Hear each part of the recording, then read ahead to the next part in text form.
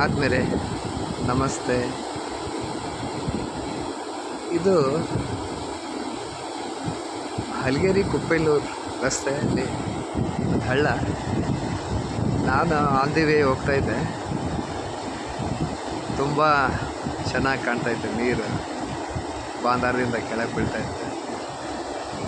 ನಿಂತ್ಕೊಂಡು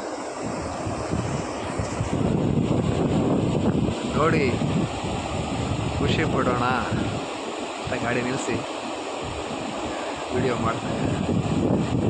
ನೋಡಿ ಆದ್ಮೇಲೆ ಸೃಷ್ಟಿಕರ್ತ ನಾವು ಖುಷಿ ಪಡೋಕ್ಕೆ, ಖುಷಿ ಅನುಭವಿಸೋಕ್ಕೆ ಎಷ್ಟೆಲ್ಲ ಪ್ರಕೃತಿಯಲ್ಲಿ ಎಷ್ಟು ಚೆನ್ನಾಗಿ ನೀರು ಬೀಳ್ತಾ ಇದೆ. ಸಣ್ಣ ಪುಟ್ಟ ನೀರು ಬೀಳೋದನ್ನು ನೋಡಿ ನಾವು ಖುಷಿ ಪಡ್ಬೇಕು.